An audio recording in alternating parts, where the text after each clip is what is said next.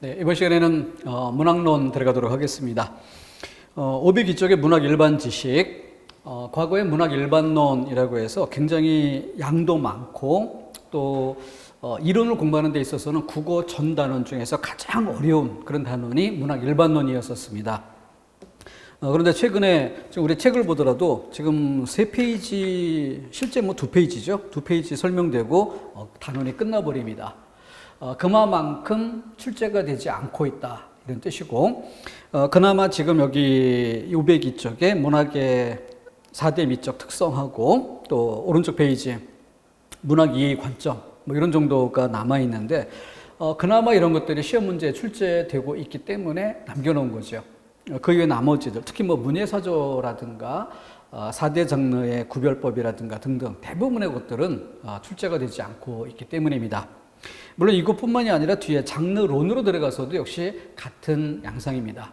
그래서 여러분들 공부에 임할 때 제일 먼저 해줘야 될 일이 기출문제들을 많이 모아서 풀어보는 것이고, 특히 내가 치르고자 하는 직종의 시험 문제들은 어떠했는가, 거기에서 문학 일반론이 출제가 되는지, 또 시가 출제가 되든지 고전 문학 작품이 출제가 되든지 그것을 장르론 또는 국문학사 이론 이것으로 출제를 하는 것인지 일반적인 독해 방법으로 출제하는 것인지를 분명히 갈라줄 필요가 있습니다. 이 부분에 대한 입장이 명확해져야 내가 공부할 방향과 그리고 깊이, 이론적인 내용에 대한 준비의 정도 이런 것들이 분명해질 수 있고, 그것이 우리의 귀중한 시간을 아끼는 길입니다. 근데 이 부분을 분명히 하지 않은 그런 상태에서 공부한다면 책이라든가 강의라든가 이런 것들이 많은 부분, 대부분의 공무원 시험, 여러 직종들, 특히 공무원 시험 중에서 우리 국어의 경우는 교육행정직 시험이 또 크게 달라요. 교육행정직은 교육청에서 출제하는 그런 시험이다 보니까 아무래도 문학 부분이 비중이 높고 문학 이론 자체도 시험 문제로 다루는 이런 성향이 강합니다. 그런 것과 일반적인 국가직, 지방직 시험하고는 판이하게 다르다는 거죠. 근데 이런 점들을 고려하지 않은 상태에서 공부한다는 것은 시간 낭비가 되는 측면이 커질 수밖에 없습니다. 그래서 내가 치르고자 하는 시험에 대해서 분명히 출제 경향을 파악하고 단원별 비중을 고려하고 또 문제 수준 이런 것들을 고려한 상태에서 필요한 만큼 공부를 해야 할 것입니다. 경우에 따라서는 우리 책의 남은 부분이 이 정도의 두께인데 이 남은 뒷부분을 찢어서 버려야 되는 직종도 있어요. 국가직이라든가 지방직 같은 경우는 버린다는 표현이 좀 과하긴 하지만 이거 없어도 합격하는 데 지장이 없습니다. 독해 일반적인 방법론으로 접근하면 충분하기 때문이죠. 근데 교육행정직이라면 이 부분이 중요해지겠죠. 그렇게 다른 것입니다. 그 점을 좀 분명히 하고 들어가자. 자, 그 점 강조드리고 우선 502쪽은 문학과 미적 범주에서 숭고미, 우아미, 비장미, 골개미 이렇게 들었는데, 아무래도 이 분류라고 하는 것은 분류 방법 자체가 여러 가지가 있을 수 있어요. 그래서 용어들에 대해서 먼저 숭고미, 그리고 우아미, 그리고 세 번째 비장미가 나와 있고, 그리고 골개미. 3분법으로 이야기하면 이 비장미를 숭고미의 한 분파로 설명하는 이도 있습니다. 그리고 우리 시험이 되게 사지태기령이 기본이다 보니까 4개 이렇게 나누는 거 일반적이고, 그러다 보니까 숭고미하고 비장미를 구별해서 따로 말하는 이런 방식으로 갈 수밖에 없겠죠. 그래서 숭고미를 설명할 때 여기 책에 있는 것처럼 경건하고 엄숙한 분위기를 자아내고 고고한 정신적 경지를 체험할 수 있도록 하는 미의식 이렇게 돼 있어요. 그런데 설명 방법 중 좀 왜곡될 수 있는 게, 이런 개념 설명 끝에 전형적인 예 이런 걸 들다 보면 나중에는 뒤죽박죽 바뀌어서 전형적인 예로 들었던, 그러면 이 전체가 아니라 이걸 설명할 수 있는 어느 한 부분인데, 나중에는 이게 주객이 전도가 돼서 예를 중심으로, 전형적인 예를 중심으로 이 용어를 설명하는 그렇게 이해해서 정리를 해두는 이런 왜곡된 현상이 나올 수가 있습니다. 그러면 판단의 기준이 그만큼 협소해지는 거죠. 그런 왜곡된 경우가 생길 수도 있다는 점 주의해서 대표성을 띠는 예로 개념학습을 하지 말고 무엇으로 이 용어를 설명하는 추상적인 설명 그 전체를 온전히 받아들이는 이런 방향에서 이해를 하도록 해야 됩니다. 분류할 때 좀 순구미는 뭐 고고한 정신적 경지 여기에 포인트를 좀 두시면 되겠고, 우아미는 아름다운 형상이나 수려한 자태. 그러니까 본래 그 여성의 아름다움에서 느껴지는 미의식 이것에서 비롯됐기 때문에 우아미라는 용어를 사용하게 되는 것이에요. 그런데 그 순고미 또는 우아미 그 용어 자체만 놓고 이해하려고 하면은 어려움에 부딪힐 수밖에 없습니다. 중요한 건 시험 문제의 답이고요. 그러니까 이 네 개의 상대적 관계 이걸 고려하는 것이 제일 중요하다. 비장미도 비장한 느낌 이런 것들이 그 뿌리 자체가 순고미에서 비롯되었기 때문에 비장미라고 할 때는 그 우리가 보통 비장하다라고 이야기할 때는 슬픔뿐만이 아니라 이 슬픔의 배경에 뭐가 있어요? 거국적, 거족적 이런 가치들이 깔려 있습니다. 누군가가 병들어 죽었다. 그랬을 때 거기서 그 가족들이 울고 있는 이런 장면, 이거는 비극적이다라고는 하지만 비장하다라고 말하기는 조금 뭔가 좀 부족한 느낌이 들죠. 비장하다라고 할 때는 바로 죽음에 이르되 그 죽음이 민족을 구원하고 죽는다든가 이런 대의 명분을 가지는 그런 조건에서 쓰는 용어였던 거죠.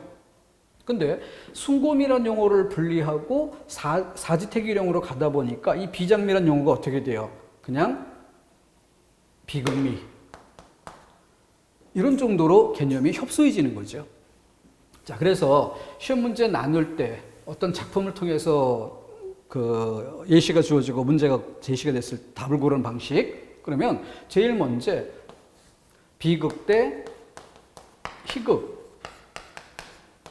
이런 정도로 이 둘을 구별하는 것이 우선돼야 할 것입니다. 이것으로 사지태기령이니까 이것으로 구별해 놓고 나머지 중에서 좀 더 고고한 정신적 경지라 할 수 있는가 아니면 단순한 아름다움을 말하는가 이런 정도에서 이 둘을 구별한다면 얼마든지 쉽게 나눌 수가 있을 것이에요. 근데 개념을 철저하게 정리하고 진도를 끝냈다라고 하더라도 실제 예문을 주고 이 예문은 이 예시 작품은 어떤 항목으로 몇 번으로 답을 연결하는 게 좋을까 이런 식으로 이야기한다면 제대로 그 답을 고르는 게 쉽지 않아 보이는 아주 난해한 이런 느낌을 줄 수 있다는 거죠. 근데 실제 시험 문제에서는 이게 사지태기령이 되고 사지태기령의 틀 속에서 그 상대적으로 구별하는 이런 것이기 때문에 그만큼 쉽게 할 수 있다는 점. 그래서 1순위로 바로 이 둘을 구별 짓는 것이 먼저 진행돼야 하고, 그리고 나머지를 둘 중에 하나 이렇게 나누는 방식으로 접근한다면 아주 쉽게 할 수 있고 특별한 공부 없이도 명쾌하게 나눌 수 있게 됩니다. 자, 이 분리 방법이 그래서 중요한 거예요. 자, 다음 오른쪽 페이지. 작품 이해 관점 이렇게 되어 있는데 반영론, 표현론, 효용론, 절대론. 이게 또 사지태기령이 필요하다 보니까 이렇게 네 가지 용어를 쓰게 되는데, 사실 절대론이라는 용어 자체는 이런 구분법하고는 좀 다른 거죠. 그래서 분류 방법 자체에 대해서 좀 비판적인 사고가 좀 필요한데요. 과거에 잘못됐던 사례 하나를 소개를 드릴게요. 수필 중에서 이를테면은 그 서정적 수필, 서사적 수필, 뭐 희곡적 수필 이런 종류 구별이 있어요. 그러면은 이 분류하는 방식이 뭐예요? 문학의 4대 장르를 기본 개념으로 사용해서 그렇게 해서 설명하는 방법입니다. 서정 장르, 서사 장르, 극 장르 이렇게. 근데 이게 3분법까지는 통해요. 근데 여기에 4분법 하면은 뭐야? 수필이 속해 있는 교술장르거든요. 교술장르. 그러다 보니까 이렇게 4대 사지택일형 문제를 시험 문제를 만드느라고 수필의 범위 안에서 서정적 수필, 서사적 수필, 희곡적 수필 그래놓고 교술적 수필 이런 말을 씁니다. 바꿔 이야기하면 수필적 수필이라는 엉뚱한 말이 생기는 거예요. 그럼 말이 좀 어폐가 있는 것 같기도 하고 그러다 보니까 슬쩍 바꿔서 뭐라고 해? 교훈적 수필. 이런 용어가 등장해. 1, 2, 3, 4번. 사지택일형 만드느라고 억지로 끼워 놓은 용어지. 지금 제가 일부러 색깔을 다른 색깔로 썼는데 이 세 가지를 분류하는 건 하나의 기준에 따른 세 개의 갈래죠.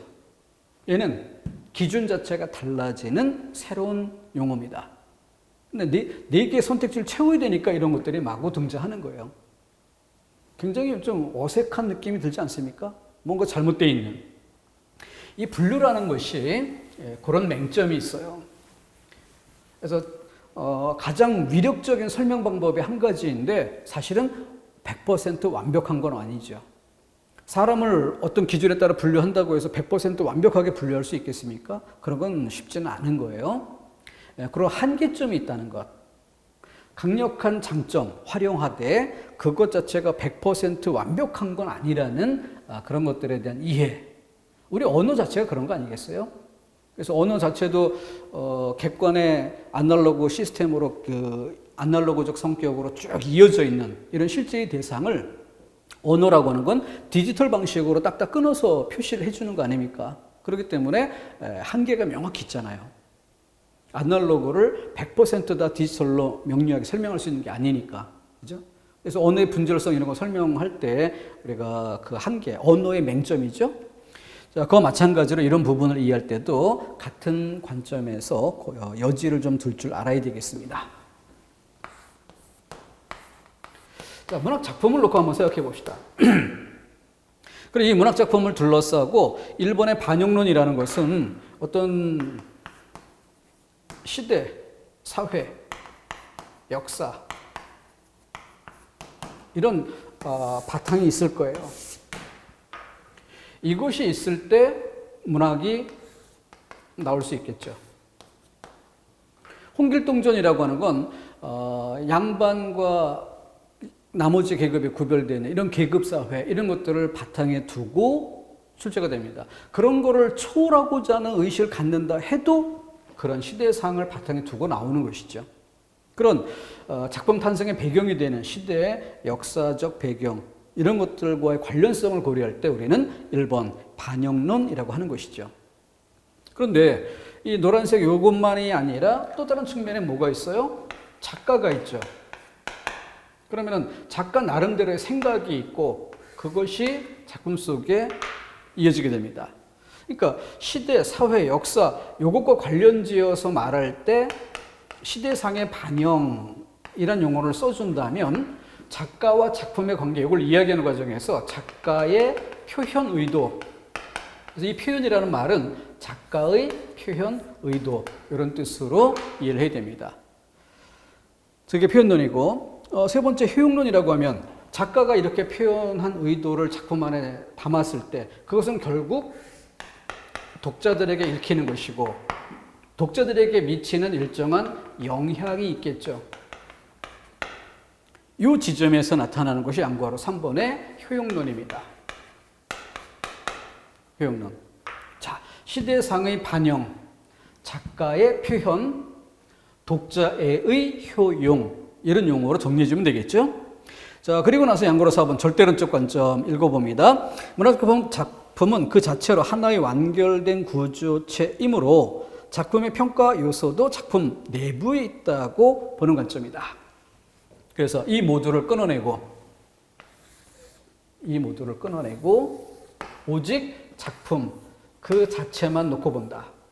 그러다 보니까 작가를 빼고 시대적 배경을 빼고 독자를 빼고 작품 자체라고 강조를 하다 보니까 작품 자체에 사용된 언어 이것을 포인트로 삼게 되는 거죠.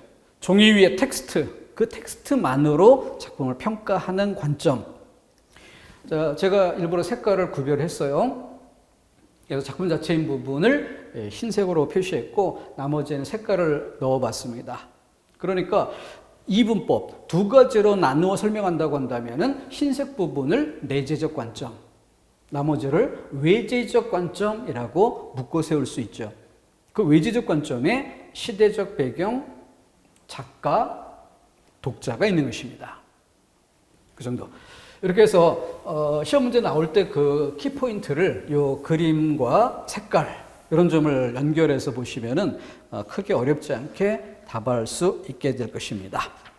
자, 그 정도로 일단락 짚고 507쪽으로 건너가서 시를 좀 보도록 하죠. 장르론 자체는 제가 이렇게 강조할 부분은 아닌데 그럼에도 또 그냥 건너뛰면 서운하니까 조금 맛보기 하자 이런 정도에서 좀 가볍게 봤으면 좋겠어요. 507쪽의 시의 언어 참 어려운 내용입니다. 시의 언어라고 하는 거는 한두 페이지 개념 정리했다고 해서 진도가 끝날 수 있는 그런 성질이 아니라 시를 재료로 하는 모든 독해 문제 이런 것들이 다 충분히 연습된 뒤라야 진도를 끝냈다 할 수 있을 겁니다. 어쨌든 독해라는 틀로서 접근했으면 좋겠고요. 독해. 그렇기 때문에 일부러 시라는 이런 용어를 의식적으로라도 좀 지워가는 이런 태도로 접근하는 게 더 유용할 것 같다는 점에서 시다운 그런 그 무엇을 따져보는 것이 아니라 우리 앞에서 강조했었던 독해의 가장 기본적인 단위, 단어, 문장, 단락, 실용문 독해 영역에서 글쓰기 영역에서 공부했었던 내용입니다. 일부러 이 용어를 칠판에 적어두고 출발할게요. 그래야 이런 것을 배제한 이러한 태도가 수험생다운 자세가 된다는 거죠. 앞에서도 강조드린 바 있지만은 시다운 그 무엇을 출제하는 순간 정답 시비에 휘말릴 수밖에 없다.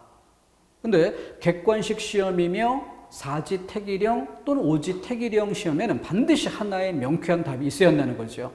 그것은 시험 출제자가 자신이 의도한 것과 다른 전혀 생각지도 못했던 또 다른 관점으로 접근을 해서 답이 달라지는 이런 일을 배제해야 한다는 거죠. 어떤 관점으로 접근하든 답은 명쾌하게 하나일 수밖에 없도록 출제해야만 객관식 시험이 된다는 거죠. 그렇기 때문에 시 문제의 가장 객관적인 답, 이걸 보장하기 위해서는 좀 극단적으로 이야기해서 문법적인 답의 근거가 있어야 한다. 문법적으로 따져 답의 근거가 될 만한 답이 있어야 한다. 그래야만 가장 명쾌한 답이 되는 것이지 이걸 떠나게 되면 혼란이 될 수 있다는 거죠. 이런 정도로 강조하는 그런 취지에서 단어 문장 단락이라는 독해 일반의 원리를 강조하는 것입니다.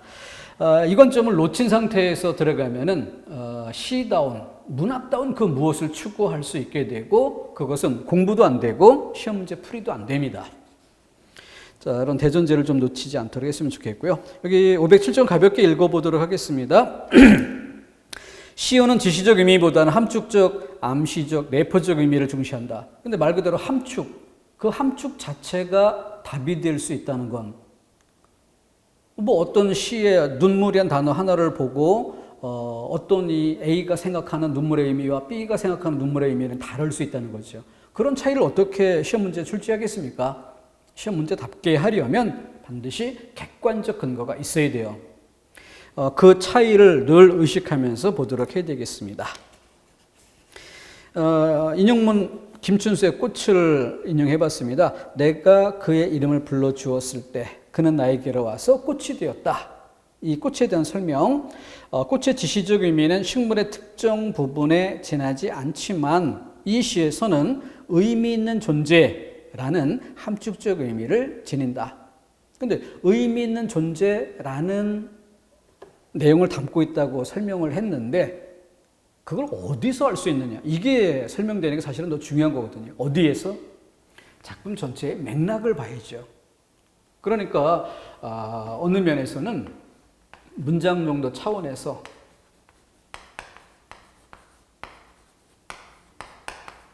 이 문맥적 의미 파악, 이것에 대한 연습이 가장 중요한 요소다라 할 수 있을 겁니다. 의미 있는 존재 어디에? 지금 사실 인용된 한 문장으로는 알 수 없어요. 작품 전체가 나왔을 때 이 문맥을 고려했을 때 그때 비로소 알 수 있게 되는 그런 지점이 있습니다. 어쨌든 이제 언어적인 특성에 이렇게 암시, 내포 이런 특징이 있다는 정도만 개념적으로 짚고 건너가겠습니다. 시의 다의성, 모호성 여러 가지 의미를 나타낼 수 있다는 거죠. 근데 그 가능성, 만약에 이 가능성에 전혀 들지 않는 전혀 엉뚱한 이런 내용을 넣어서 전혀 엉뚱한 거 하나를 골라내라 이런 시험 문제는 출제가 가능하겠지만 그렇다고 해서 해당된다고 여겨지는 나머지 셋 이것이 꼭 올바른 것이냐 그렇지만은 않을 수도 있죠. 근데 왜 이런 것들을 여기다 썼느냐 하면은 과거에는 이런 것들을 시어의 특징으로 설명한 이론이 있었고 교과서 지문이 있었고 그에 기반해서 출제된 공무원 기출문제도 있었습니다. 그러니까 그런 것들을 소개하지 않을 수는 없으니까 책에 넣기는 하되 그런 것들이 앞으로도 중요하다 그렇게 강조하는 건 아니라는 거죠. 가벼운 마음으로 짚고 지나쳐도 좋겠습니다. 세 번째, 시어는 특정한 정서를 환기한다.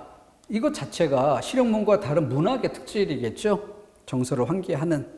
근데 그런 것들을 시험 문제로 만들면 어떻게 만들 수 있을까 하는 정도만 좀 방향을 가늠해 두는 것으로 충분할 듯합니다. 다음 넘어가서 시의 갈래. 여기도 앞 시간에 그 분류라는 것에 이제 장점과 단점 이런 걸 얘기를 했었는데 역시 마찬가지예요. 이런 거 한번 들어볼까요? 자, 내용상의 분류 기준으로 서정시, 서사시가 있어요. 그런데 문예사조적인 특성이라고도 해도 좋겠고 서술, 문장 서술 기법 아니면 시의 표현 양식에 따른 구별이라고 기준을 세울 수도 있습니다. 어쨌든 그런 기준에서 주정시, 주지시 이런 정도를 들어볼까요? 그럼 어떻게 될까? 서정시란 말을 쓸 때는 서사시라는 말에 기대서 상대적으로 쓰는 거예요. 주정시라는 말은 주지시에 대응해서 상대적으로 쓰는 겁니다. 그렇기 때문에 예를 들어 김소월의 시라고 한다면 왼쪽 기준으로 서정시에 속하며 오른쪽으로 분류할 때 주정시 이렇게 설명이 될 수 있습니다. 그런데 김수영 시인의 풀이라든가 이런 작품을 든다면 왼쪽 기준으로는 서정시이면서 오른쪽 기준으로는 주지시에 속하는 이런 것으로 분류가 돼야 한다는 거죠. 그래서 예전에 좀 논란이 됐었던 수험생들이 많이 헷갈려했던 그런 내용 중에 그 내용이 김수영의 폭포 이 시를 소개하면서 이 시는 폭포라는 아름다운 광경의 직면에 있으면서도 지적인 이해를 바탕으로 해서 감정을 절제해서 표현한 시다. 이런 맥락에 제가 쉽게 얘기하려고 좀 적나라하게 용어를 노출시켜서 표현을 했는데요. 그거보다는 조금 풀어 쓴 형태였는데 그런 자료가 인용이 돼 있어요. 그 평가를 인용해주고 다음 설명에 기대어 이해할 때 다음 시에 대한 설명으로 적절치 않은 것은 이런 선택지가 나오는데 그 중에 선택지 중에 뭐가 나오는가 하면 이 시는 서정시이다. 이런 설명이 나왔어요. 맞는 얘기죠. 그런데 수험생들은 틀렸다라고 생각을 했습니다. 왜냐하면 폭포라는 아름다운 광경의 직면에 있으면서도 주관적인 영탄에 머물기를 거부하고 지적인 이해를 바탕으로 하여 쓴 시. 이 구절이 뭘 의미하냐면 주정적인 상태에 머물지 않고 주지시로 썼다. 이 설명이에요. 근데 주정시에 머물지 않고 주지시로 이 얘기를 잘못 판단해서 서정시가 아니다라고 오해한 거죠. 그렇게 서정시란 말은 그럼 서사시, 시간의 흐름 위에 나타나는 사건의 서술인가? 그게 아니면 서정시인 거죠.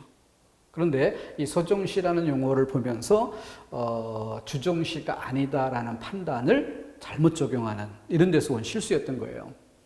그렇게 용어를 쓸 때는 분류 체계를 같이 알아주고 상대되는 개념이 무엇인지를 고려해서 문제를 대하는 이런 태도를 갖도록 해야 되겠습니다.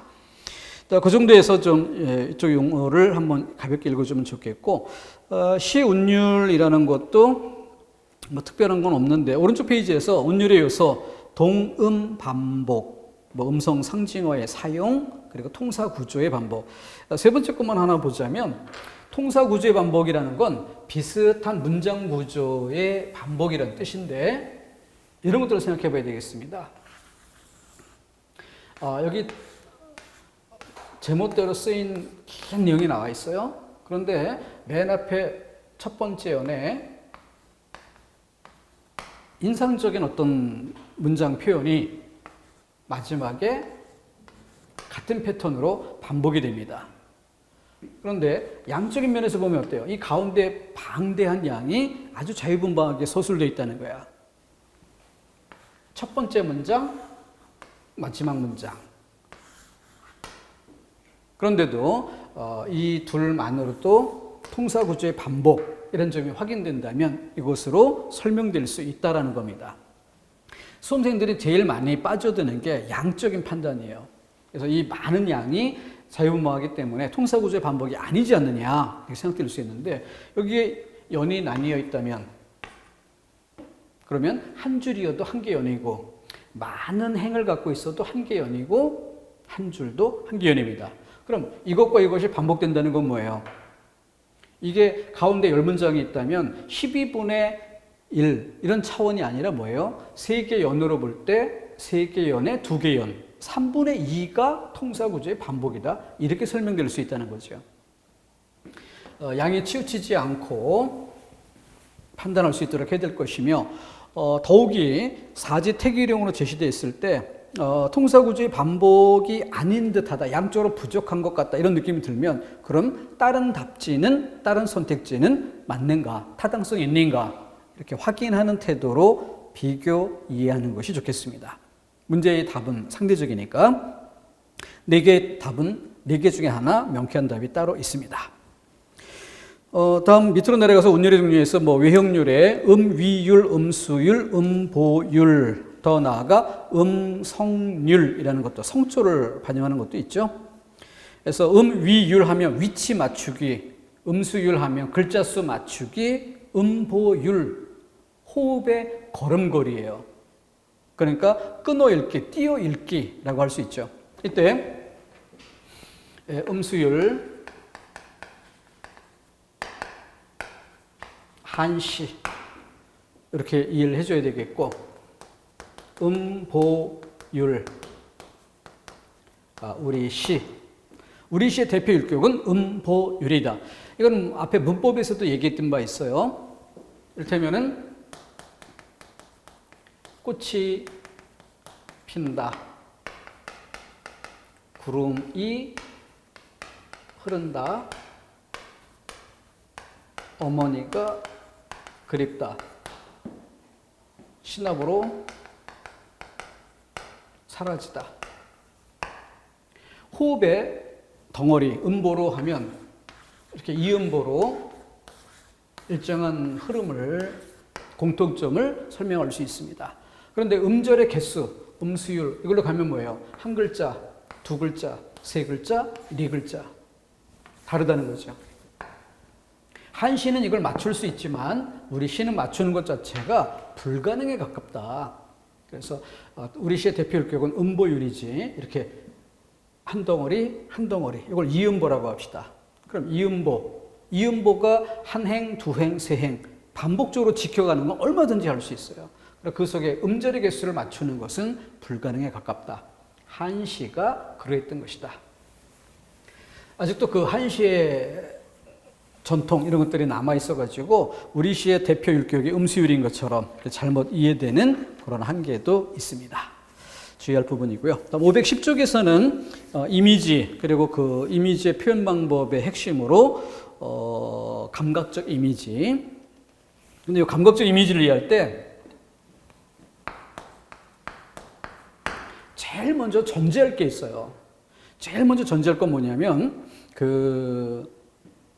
이런 분필이라든가 이런 물건 하나를 보더라도 기본적으로 오감 이게 가능하다는 것을 전제로 놓고 시 안에 어떤 부분 특히 강조되어 있는가 이걸 봐야 되는 거거든요.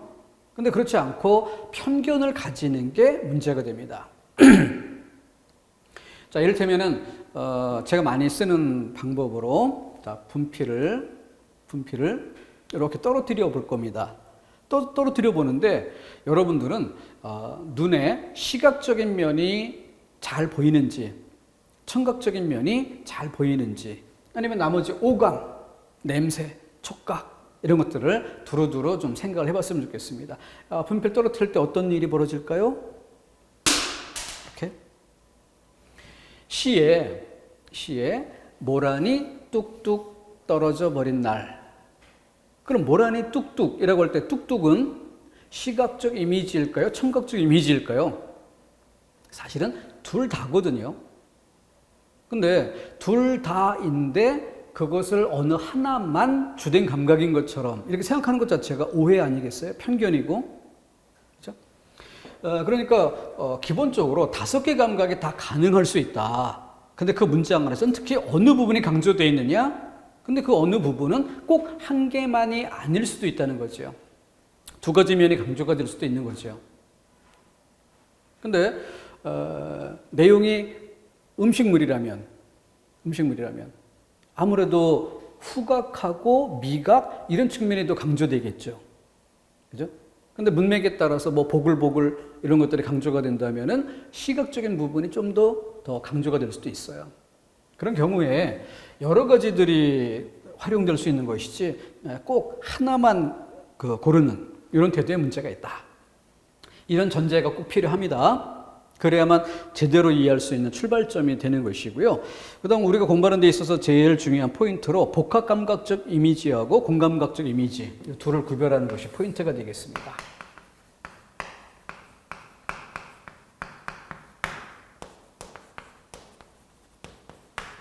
공감각이라고 하는 것은 달리 뭐라고 해요? 감각의 전이라는 말을 많이 쓰죠. 감각의 전이라고 하는 건 하나에서 다른 것으로 이동한다라는 뜻입니다. 이걸 잘 챙겨줘야 돼요. 그래서 이것과 구별해서 복합감각이라고 하는 것은 뭐냐?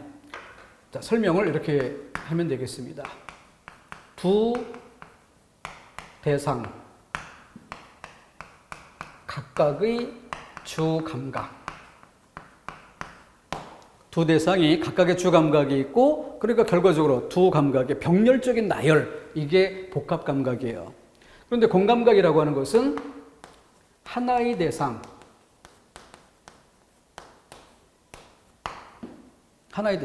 그러면은 공감각이라고 얘기할 때는 기본적으로 2가지 감각이 나오겠죠. 그때 본래의 주 감각으로부터 시에서 뭔가 표현 효과를 주기 위해서 끌어낸 표현 효과를 높이기 위해서 끌어낸 새로운 감각으로 본래의 주 감각에서 새 감각으로 여기에서 뭐가 나타나? 전이가 나타나는 것이죠. 이동이 나타나는 것이죠. 이게 공감각입니다. 이렇게 개념을 잡고 한번 볼게요. 자, 그럼 예문으로 들어가서 둥기둥 줄이 울면 초가 삼간 달이 뜨고 둥기둥 줄이 울면 그러면은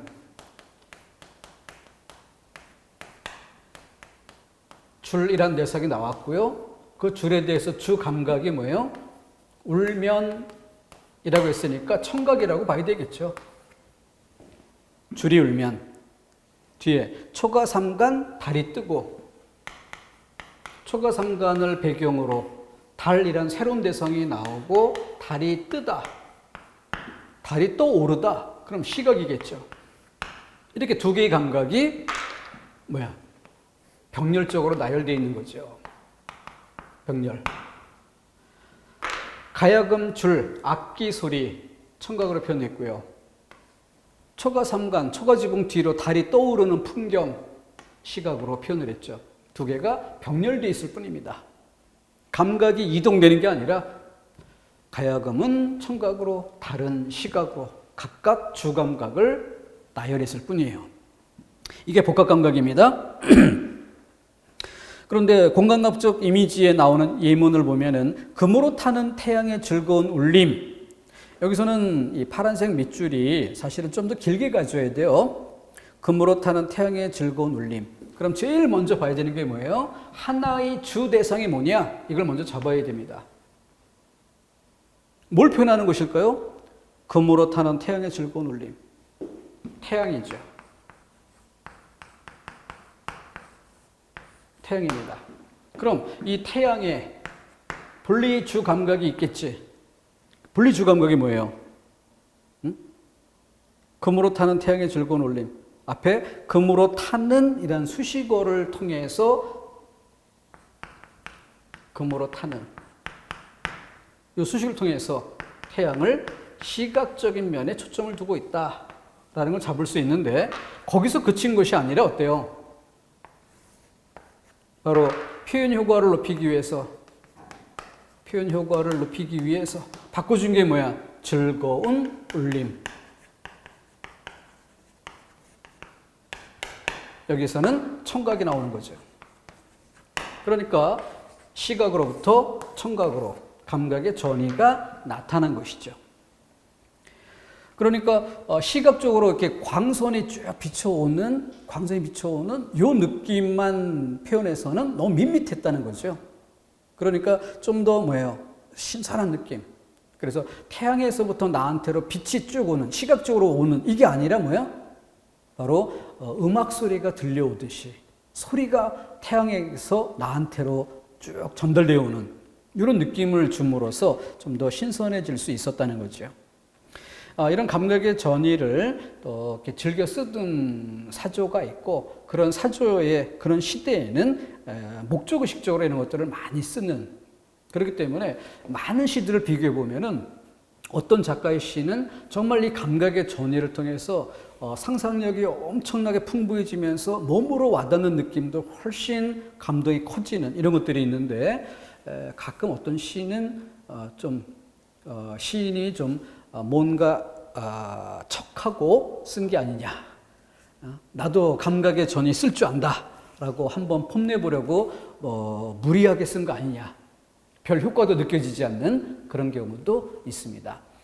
많은 작품들을 비교해 보면 그 맛이 좀 그렇게 느껴질 수가 있어요. 어쨌든 교과서에 쓰이거나 우리 시험에 나오는 것들은 효과들이 아주 큰 뛰어난 이런 작품들을 많이 출제하기는 하죠. 자, 이 차이점 잘 보도록 해야 되겠습니다. 대상은 태양 하나뿐이었어요. 다른 대상이 나오지 않았습니다.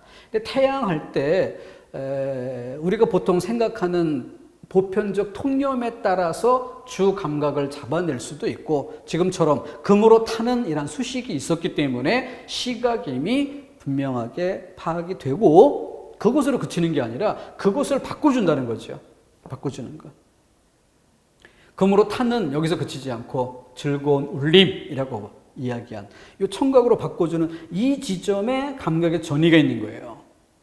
그래서 엄밀하게는 금으로 타는 밑줄 치고 즐거운 울림 밑줄 치고 앞에서 뒤로 화살표를 이어줘야 그래서 시각의 청각화라는 설명이 온전히 이루어질 수 있을 겁니다. 그러니까 책 만들 때 공간도 부족하고 한데 그런 걸 다 그리기가 어려우니까 이렇게 예문만 딸랑딸랑 이렇게 던져놓은 형태인데요. 여러분들이 지금 이 설명의 취지에 맞게 나머지 예문들도 충분하게 검토를 해봤으면 좋겠습니다. 그게 바로 독해 연습이고 문제풀이 연습입니다. 이런 것들이 모여서 한 문제가 풀리는 것이니까. 이 정도로 간단히 맛보기 하고요. 다음 시간에 더 강조할 것으로 특히 그 515쪽에 좀 강조점을 더 볼게요. 일종의 독해 연습이라고 생각해 주면 좋을 것 같습니다. 그래서 그 연습, 예문 연습들을 쭉 해보면서 문학을 어떻게 대할 것인가, 어떻게 공부할 것인가 방향을 가늠할 수 있었으면 좋겠고, 그 연장선에서 소설도 역시 마찬가지예요. 장르론에서 설명 꼭 필요한 항목은 짚어보겠지만 역시 독해 중심이 돼야 되겠죠. 그 부분에 대해서 과연 어느 만큼 믿음을 갖고 갈 것이냐, 이런 걸 위해서 여러분들이 기출문제를 먼저 한번 쭉 객관해서 훑어보는 이런 시간이 있었으면 더 좋겠습니다. 다음 시간에 또 연습 이어가도록 하겠습니다.